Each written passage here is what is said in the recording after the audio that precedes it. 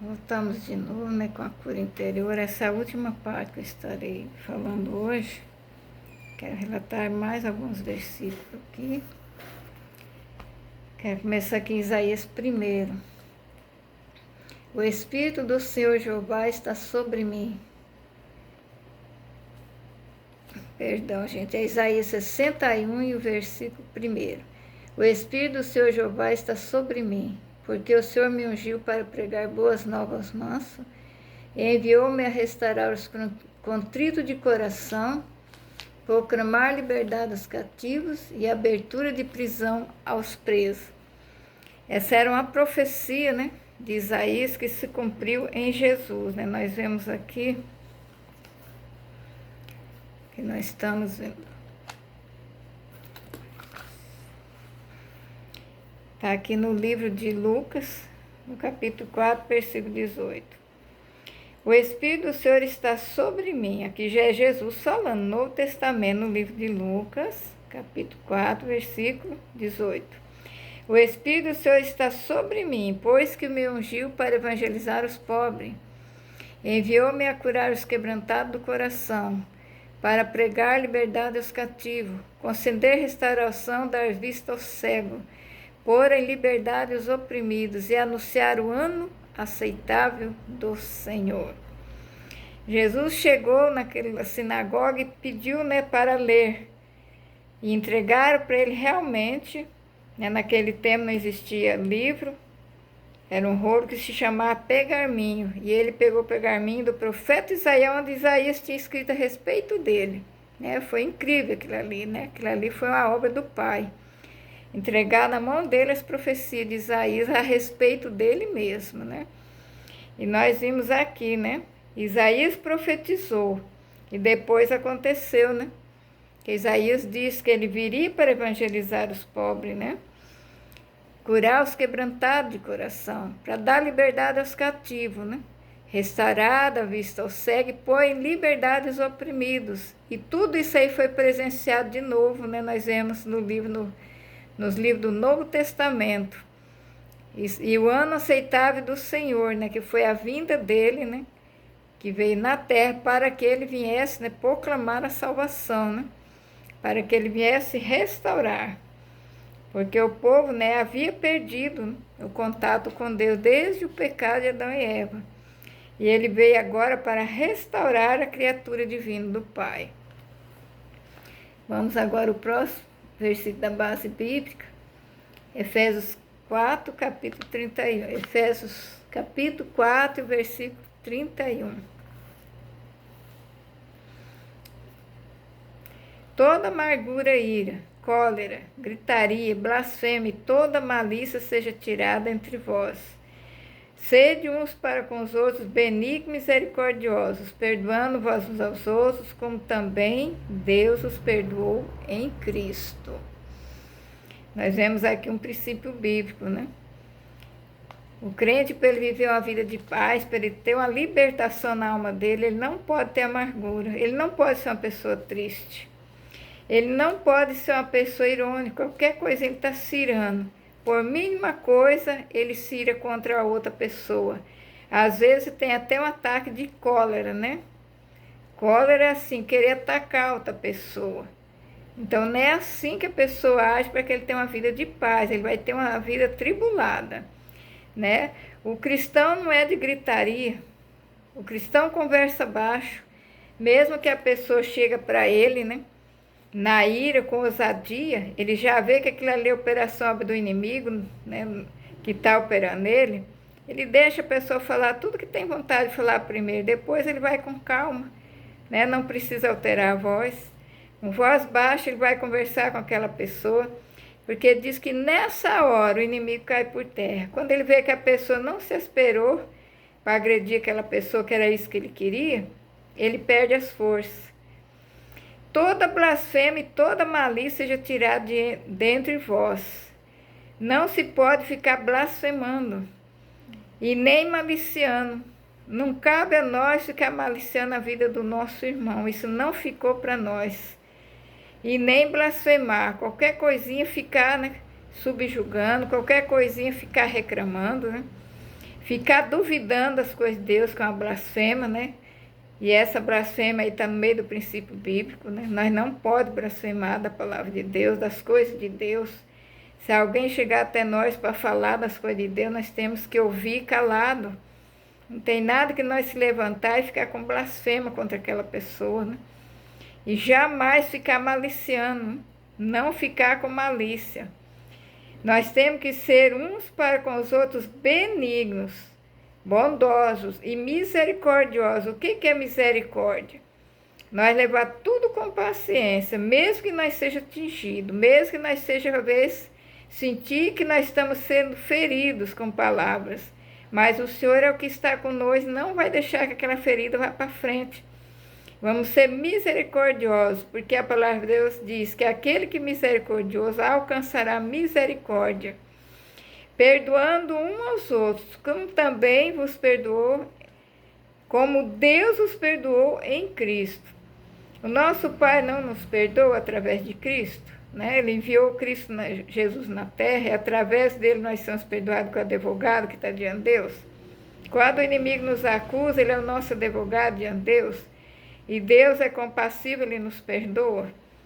Por que nós queremos, então, ser ousados e não perdoar o nosso irmão? Queremos ser mais do que Deus?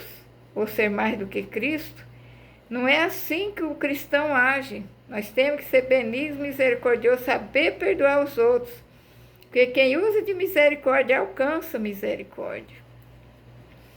A próxima base bíblica, em Tiago 3, no versículo 13.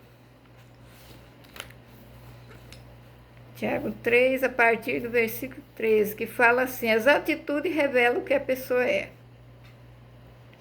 Quem dentre vós é sábio e entendido, mostre pelo seu bom trato as suas obras, em mansidão de sabedoria. Mas se tende amarga inveja e sentimento faccioso em vosso coração, não vos glorieis, nem mintais contra a verdade. Essa não é a sabedoria que vem do alto. Ela é terrena, ela é animal, quer dizer, animal não é criatura de Deus, e ela é diabólica. Porque onde há inveja e espírito faccioso, aí há também perturbação e toda obra perversa, né? O invejoso, ele tem os seus astutos aí a planejar, né? Coisas só para atrair aquela pessoa, fazer armadilhas, né? Às vezes ele não consegue, aquela pessoa tem, ele quer tirar, ele quer atrapalhar aquilo que está na vida daquela pessoa. Ele tem um espírito só para fazer as coisas em perturbação, tirar a paz da outra pessoa. E não é assim que Deus nos quer. O que Deus nos quer? A sabedoria que vem do alto, que primeiramente ela é pura, depois é pacífica, ela é moderada, né? Pacífica quer dizer vigilante, ter vigilância, né? É como um marco, sabemos que nós vamos colocar o marco indicativo, certo? Ser moderada, tratável, cheia de misericórdia e bons frutos, sem parcialidade e sem hipocrisia.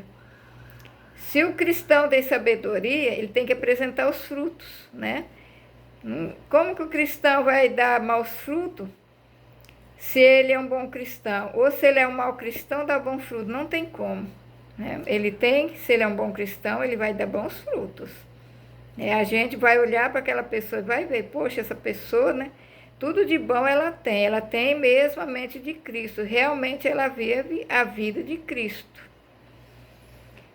Vamos agora para o Tiago 4 e 11. Irmãos, não falei mal dos outros. Quem fala mal de um irmão e julga seu irmão, fala mal da lei, julga a lei. E se tu julga a lei, já não é observador da lei, mas juiz. E nós sabemos que há só um legislador que pode salvar e destruir. Tu, porém, quem é que julga o outro?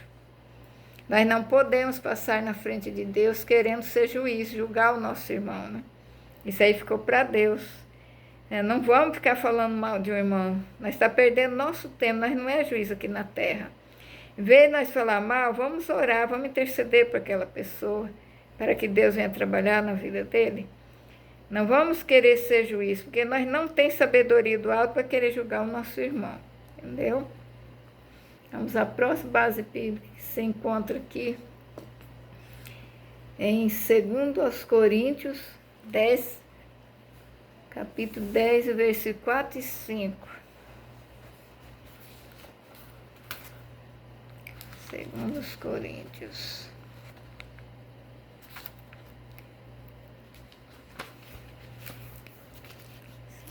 Coríntios 10,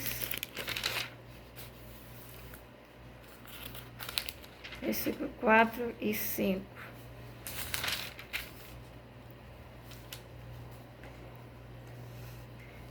Aqui nos diz assim: e beberam todos de uma mesma bebida espiritual, porque bebia da pedra espiritual que os seguia, a pedra era Cristo.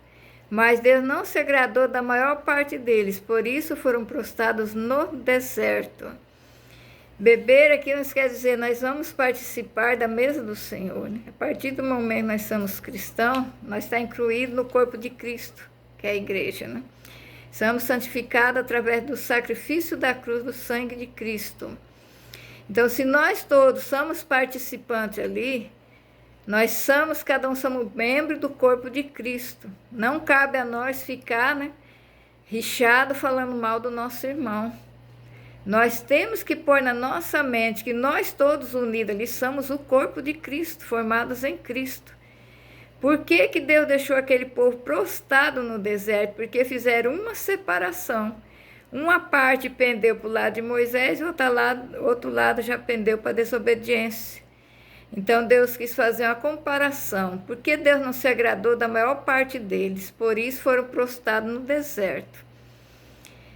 Então nós sabemos que a partir do momento que nós estamos no corpo de Cristo, somos membros um dos outros, não é para nós falar mal, não é para nós blasfemar, nem acusar, é para nós ter misericórdia e ajudar, procurar instruir aquela pessoa na palavra com sabedoria, ajudar ele a ver qual é o motivo que aconteceu aquilo, procurar entender o que está se passando na vida daquela pessoa. É melhor do que você ficar comentando por fora. Chega na pessoa e já pergunta por que você está assim, o que está acontecendo. Você vai ver se aquilo ali, ele está com problema espiritual, ou se é material, se é um problema básico dentro da casa dele. Porque ele também é um corpo de Cristo e nós temos que ter reverência ao corpo de Cristo. Glória a Deus, aleluia. Quero ler aqui nos Salmos agora 40, no verso de 1 a 3. Salmos 40.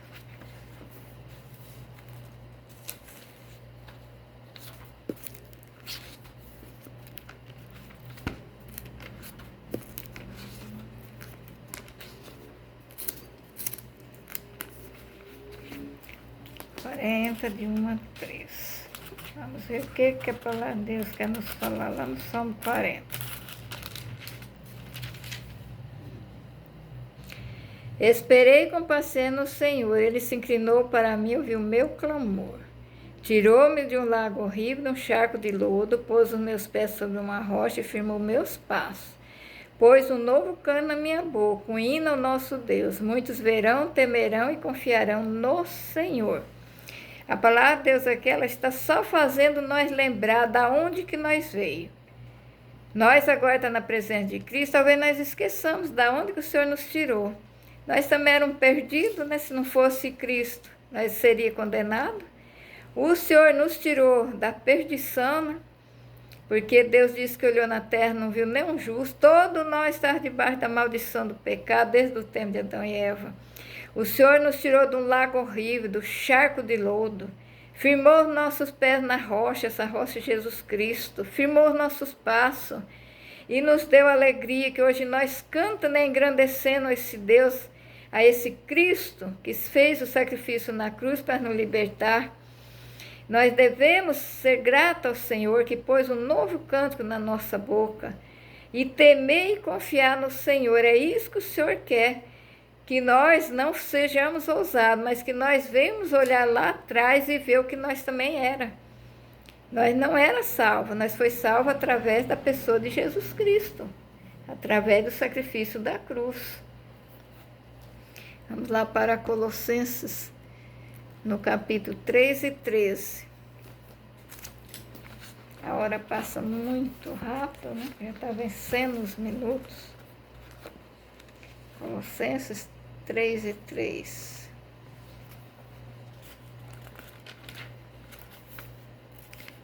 Ajuda, papai. Vou aproveitar aqui, né? Foi de Filipenses 3:13. Colossenses, capítulo 3, versículo 13. Vou começar lendo no 12, para ter mais entendimento. Revesti vós, pois, como eleitos de Deus, santos e amados, entrantes de misericórdia, com benignidade, humildade, mansidão, longanimidade, suportando-vos uns aos outros e perdoando-vos uns aos outros. Se alguém tiver queixa contra o outro, assim como Cristo os perdoou, assim fazei vós também. Mais uma vez o Senhor nos corrigindo, né? Que é para nós ter mansidão, longanimidade, dá um tempo, né? Não queira que aquela pessoa muda do dia para a noite. Você fala hoje com ele, fala amanhã, fala depois, até que ele possa chegar ao conhecimento da verdade. Porque o Senhor também é benigno e longânimo para conosco. Já pensou se o Senhor, a primeira vez nós errasse e já nos condenasse? O Senhor dá todo o tempo para nós arrepender, para nós chegar, Senhor, ao conhecimento da verdade. Então, o Senhor quer que nós, como eleitos, façamos os mesmos com os nossos irmãos e também com as pessoas que ainda não são salvos, né? Se vamos levar a pessoa dentro do discipulado, vamos com mansidão e humildade. Ser longânimo. Você não vai pregar uma palavra hoje para uma pessoa e ela já vai entender. Você vai ter que trabalhar com ela várias vezes, não é só uma vez. E suportando-vos uns aos outros, né? Se ele queixar de alguma coisa, como Cristo vos perdoa, perdoa aquela pessoa também. Muitas vezes ele vai dizer, não está adiantando nada. Eu já estou até querendo deixar disso aqui, porque eu não estou vendo, né, acontecer nada. Mas nós não vamos levar aquilo em conta e desanimar e abrir a porta para ele sair, não.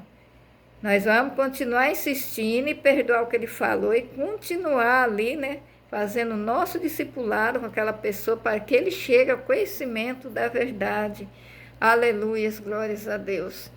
Essas são minhas palavras hoje. E que a paz do Senhor Jesus fique com meus irmãos. Uma boa noite para todos aqueles que tiveram paciência de ficar comigo nessas 4 partes da cura interior. Louvado é o nome do nosso Senhor e Salvador Jesus Cristo.